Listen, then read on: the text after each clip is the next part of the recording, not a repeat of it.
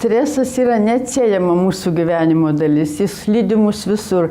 Visa tai pirmiausia mus paliečia, mūsų svarbiausia sistemas, tai imuninė sistema.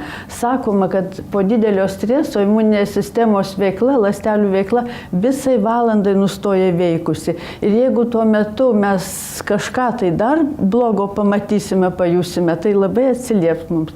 Na ir svarbiausias antra po imuninės, tai galbūt širdies kraujagyslių sistema, virškinimo organai, iš čia ir skrandžio opaligės, ir dirgliosios žarnos sindromas, o galiausiai į onkologiją veda visos bėdos.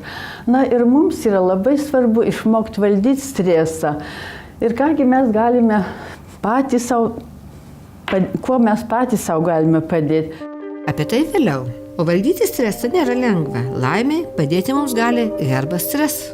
Aš sakyčiau, kad tai labai puikus papildas ir įtampai nuimti. Ir tos visos sudėtinės dalys, su kurios įeina, nes jos čia įeina natūralūs 5 augalai.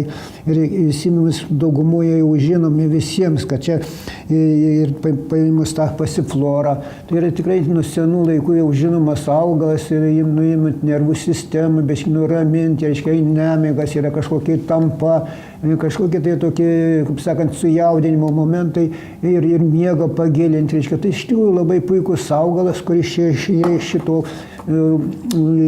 papildo sudėtyje. Kasgi nežino mūsų, pavyzdžiui, ramunėlių. Dabar yra jau nustatyta, kad ramunėlės turi tam tikrą poveikį prieš stresą, prieš susijaudinimus visus. Taip, kad tokie labai malonūs visi ir augalai.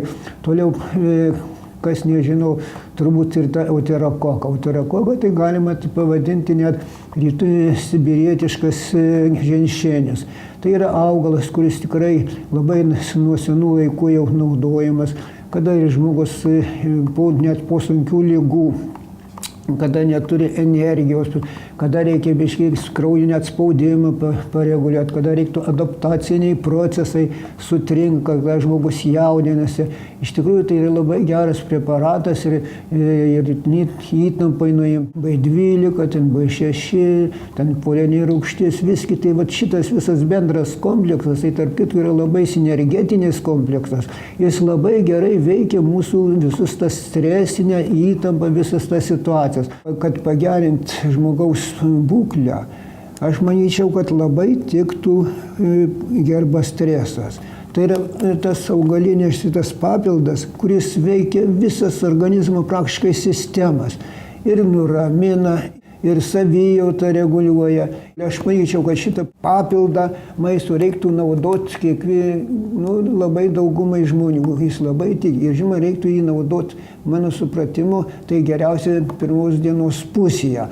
Tai jis labai gerai patvarkys organizmą ir mūsų diena bus lengvesnė ir atsipalaiduosim ir visai kitas, kaip sakant, pasikeis mūsų gyvenimas. Aš kaip reabilitologė galiu pasiūlyti žmonėms paprasčiausius dalykus, ką kiekvienas gali padaryti profilaktikai ilgalaikio streso.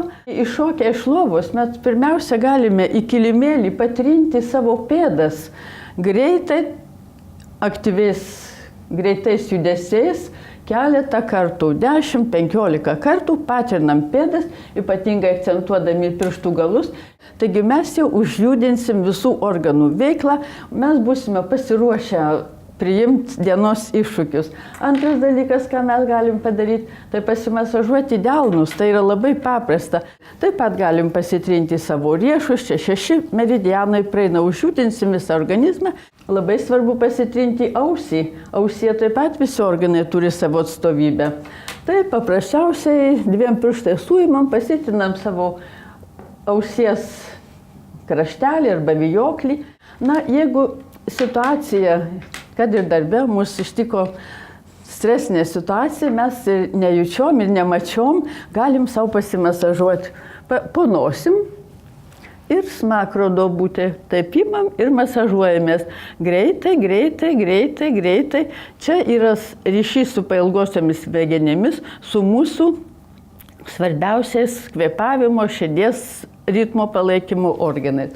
Dar svarbi vieta, taip pat mes galim niekam neįtariant pasimasažuoti lūpų kampučius. Čia yra svarbios refleksogeninės zonos arba taškai, kurie mus raminančiai veikia. Aš manau, kad Danguolės Vasiliauskienės patarimai labai naudingi mums kasdien, netgi dabar, žiūrint šitą mūsų laidą. O štai dar vienas daktarė Nerijaus patarimas, manyčiau labai išmintingas mūsų žiūrovų. Neužmirškite gerti kuo daugiau vandens. Aš visada, kai patiriu stresą, geriu vandenį. Mums pasakė mūsų žiūrovas Juozas iš Kauno.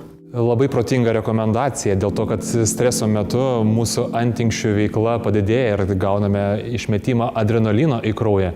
Ir išgėrus keletą stiklinių vandens mes galime puikiai sumažinti organizmo stresą. O be to suskystėja kraujas ir pagerėja kraujotaka.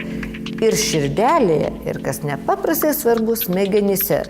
Laida Sveikatos kodas kovai su stresu rekomenduoja, jeigu nuolat patiriate stresą, pykstatės su aplinkiniais, po darbų nebeturite jėgų, nepilnavertiškai maitinatės, gerkite natūralų mineralinį vandenį Vytautas. Jame esantis magnis mažina nuovargį, padeda įveikti stresą ir stabilizuoja nervų sistemą. Mineralus prarandate ne tik kaitindamiesi saulutėje, sportuodami ar dirbdami.